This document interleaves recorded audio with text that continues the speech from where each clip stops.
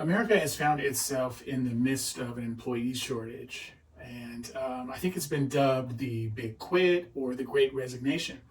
And nonprofits aren't immune to this phenomenon as well, even though we have a mission driven organization. An example to that is we've had open for about, I want to say, 3 weeks, a very rewarding and new position in our department. And we've only had three credible applications to the position thus far. The situation is real. Welcome to our channel. And if this isn't your first time, welcome back. If it is your first time, my name is Paul Hosh, and I've been fundraising for about 25 years. And it's my mission through this channel to make this world a better place, one nonprofit at a time, through fundraising. And you can help me with this mission by liking, subscribing, and ringing the bell, and sharing this with other nonprofit fundraisers that you may know. What many nonprofit leaders are looking at right now is the hiring shortage, and I believe that should not be ignored. However, I think it would be wiser to be looking at keeping the current quality employees we have now, because it's far more expensive and more difficult to find good new employees than it is keeping them. And I have another video on helping you and your staff avoiding burnout. Because as you know, one of the key factors of the Great Resignation is actually burnout. So take a look at this video when this one is done. So I put together in this video my 8 excellent elements in keeping quality employees in your nonprofit department. And the first element is open communication. And that reminds me of a quote by Paul J. Meyer. Communication, the human connection, is key to personal and career success.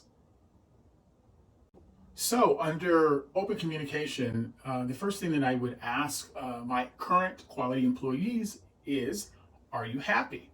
Are you asking your employees, are they happy? Are you looking at them? Are you noticing, if they're happy, if they're connecting to the mission, if they're participating in meetings, if they're going the extra mile? You need to have open communication with your employees, asking them if they're happy.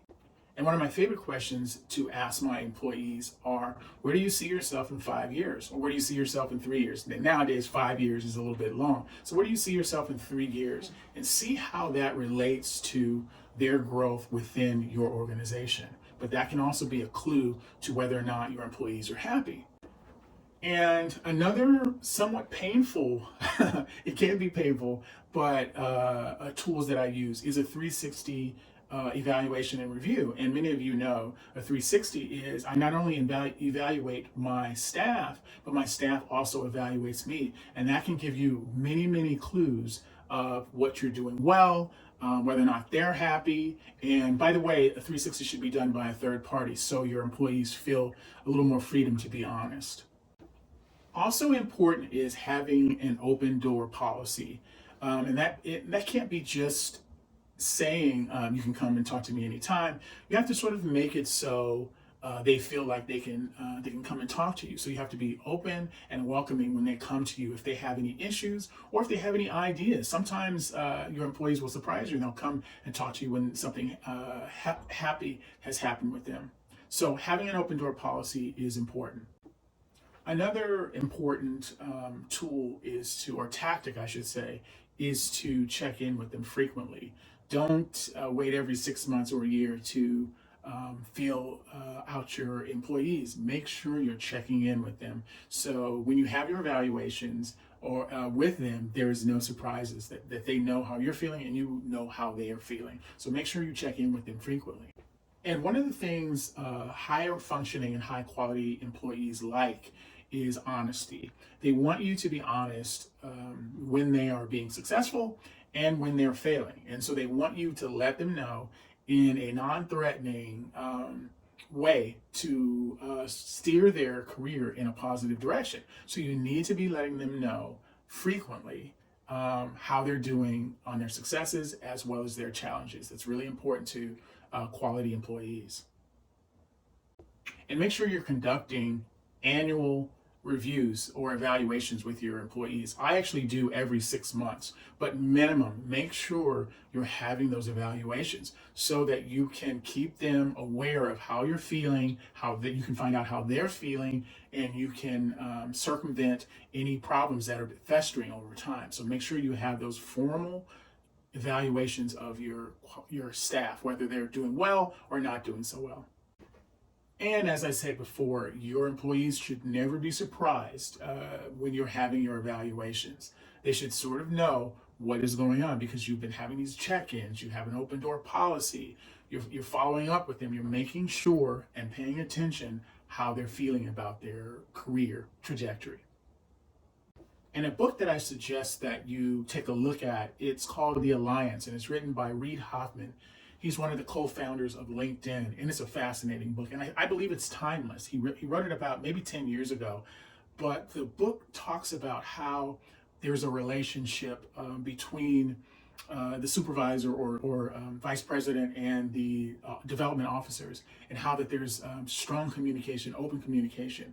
An example to that is the vice president of the department, when your staff is leaving and going off to get another job, you should actually be assisting them in that process. That's how strong the communications should be between the supervisor and the employee. And that's critical. And I believe I almost have that with my staff. I'm close. I know that I have it with at least one of the employees, but I'm getting there with the other employees as well. It's very important to have that open communication. And the reason that I don't quite have that with the other two is because they're relatively new and they haven't quite learned my process yet. But it's really important to have that strong relationship with your staff, that they can come to you and say, you know what, I'm looking for a new position and I think this is what I want to do. And if you can't make the alterations or accommodate those new needs, you need to be trying to help them get that new position wherever it may be, whether it's within your organization or with another organization. And one of my absolute favorite things to do is to celebrate a success of one of my employees and connecting it through the mission and then sharing it with the entire organization. And I think that's really important. Like, for example, one of my development officers raised a huge gift last year. I think it was $400,000. And I connected that to the mission of the organization, showed how that money is going to be spent, and showed how it's going to elevate the organization even further in delivering its mission. And I highlighted that this individual was the one that did that. So celebrate your employees by connecting them through the mission and their successes and some quality failures. If one of your employees tried a new project and it didn't quite work, but it was a good idea and it was best practices behind it, celebrate that as well. It's not just successes, it's failures as well, quality failures. Another aspect of the Great Resignation has been an inability or inflexibility for many of the nonprofits to allow the current employees to be comfortable with their position.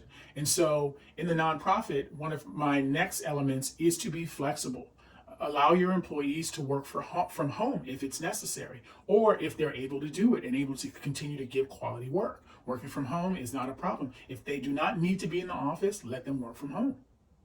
Also, if it's easy to be flexible with your hours, allow for flexible hours. If an employee wants to come in an hour later and leave an hour later, if it's not a problem with your organization, allow that. Be more flexible.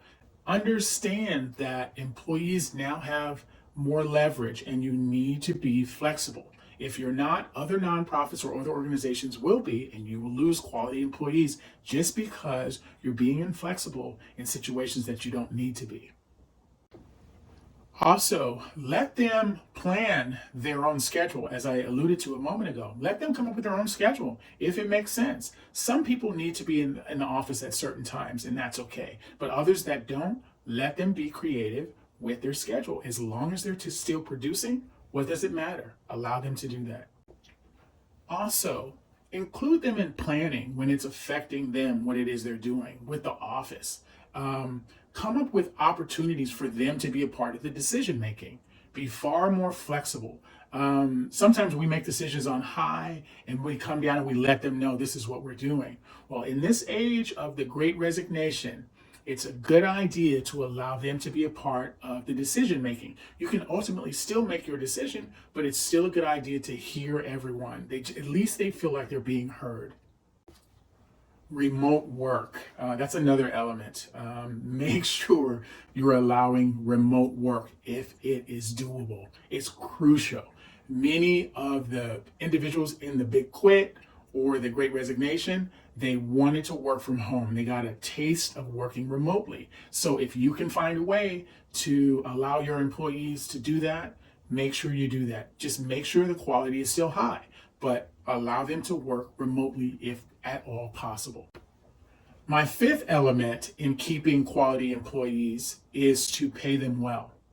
Make sure you're paying your employees well. You do not want to lose an employee based off of salary alone. That's unspeakable. So make sure you're paying them well. Pay them market rate if you're able to. Find a way. And if you can't come up with additional funds to support them, find other ways. Give them more vacation. See if you can increase their benefits. But find ways to pay them well. Another tool you can use is professional development. That's often a nice perk for many employees that are looking to advance their career. And in the fundraising industry, that can be taking fundraising courses, grant writing courses, that can be taking speech courses, it can be just plain writing classes, but make sure you're adding professional development to your benefit package in your office. Add it to your budget. It's important because many of the individuals want to grow their careers. And if you can show ways of them being able to do that within your department, it's less likely that they're going to leave you for another job.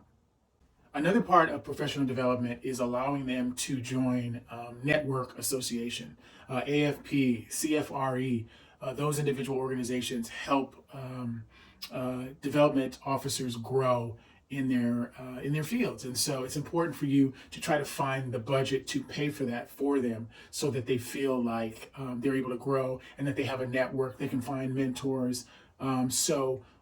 Make sure you're taking care of networking associations that they're able to be a part of, as well as periodicals as well in magazines or online resources for them. These are smaller, lower budget items that you're able to do that will help them feel supported in their position. And send them to development conferences. Often nonprofit organizations are a part of other larger associations. And if I usually try to find opportunities to send my staff, usually they'll want to be simply asking for the vice president of development to go. I will often add my associate director and have her come along with me. It's good for them to have access to as much as possible within the organization. So look for opportunities to invite them to those events, especially when they're out of the city where you are, because then it's almost like a little bit of a learning, as well as there is some pleasurable opportunities to go to a new city or a new town or a new state to see something that they haven't seen before. So make sure you're opening those things up to your staff when at all possible. And encourage additional education. And I mean by encourage, look for opportunities for them to get educated, even outside of what it is they're doing. I will often, if one of my staff is going to school, working on a degree or whatever, and finals are coming up, we try to work around their finals. I mean, try to encourage education and be about it. I will often bring in books that I've read about either self-help or fundraising, and I will give it to my staff and have them, take them home and take a look at them, and we'll discuss them in our meetings. But really encourage education. Have your staff be a student of the business, and they will respect that. And that's often not being done in other organizations, and it will help keep them with your organization. Another one of my elements, number 7, is autonomy. Make sure you're giving each one of your staff members something that they can control and be in charge of. The way we run our office is we run it like the triangle, the old Chicago Bulls Tex Winter, his triangle offense. Each person in my department is in charge of something. For example, our associate director, she's in charge of foundations and she's in charge of events. And so she's running them. So when we have our foundation meeting, she's running that meeting. When we have our events meeting, she's running that meeting. She's making sure each individual, including myself, is delivering on whatever is assigned to me. The same with our new officer. He's in charge of our membership, our student membership group. He does the same thing. And that in those meetings, he runs those meetings. Our assistant, she's in charge of scheduling. She's in charge of the website. So she lets us know when there's things that we need to do to get back to her. So each individual in my department is running one thing and they're in charge of it. And if they come up short and it's because of me, they can just point back and say, yeah, I didn't quite hit my numbers, but Paul, you didn't make that phone call. Or, Paul, you didn't give me that information. Or Paul, you didn't do that. So it's really important that I do those things and respect that they're in charge. So make sure that each one of your staff members is in charge of something and you give them room to have the autonomy to run it.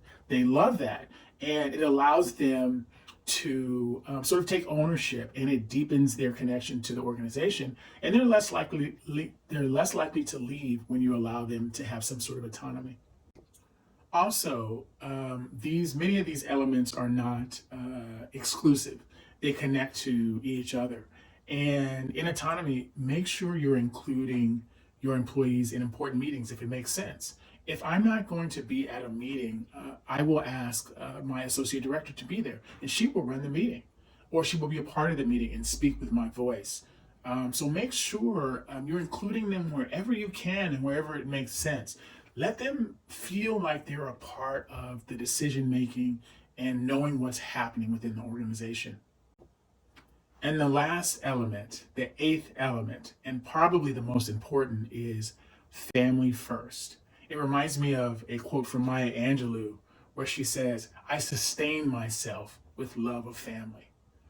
Family first, and you have to mean that. And that means that when your employees need to be at home because they're not feeling well, or someone in the family is not feeling well, you need to let them go. They need to be able to go do that. Or if there's a soccer match and they want to see their son or daughter play soccer, you need to allow them to do that. If they're feeling a little tired and they want to work from home, you need to allow them to do that. If a pet is not doing well and it's a family member and they love the pet and you know that they love the pet, family first. Family has to come first. And when your employees feel like you value what they value, they're less likely to leave, because that's not often in many other nonprofit organizations or organizations in general. So make sure you believe in family first. You act like family first, and you support family first. And that will go a long way for keeping you and your quality employees with your organization. Every nonprofit out there is feeling the big quit. And we as nonprofits have to do everything we can to try our best to keep quality employees, because it can be devastating if we lose a really good fundraiser at the wrong time. It can be devastating. So we have to do absolutely everything we can to keep those employees. And hopefully these 8 excellent elements will help you keep your quality employees and deliver on your mission and hit your fundraising goals, and you can change the world one nonprofit at a time. And thank you once again for watching this video. As you know, it is my mission to make this world a better place, one nonprofit at a time. And you can help me with that mission by ringing the bell, clicking the like, and subscribing, and sharing this video with those you believe it may help. As always, my name is Paul Hosh, and you'll see a next video next week. Thank you, and happy fundraising.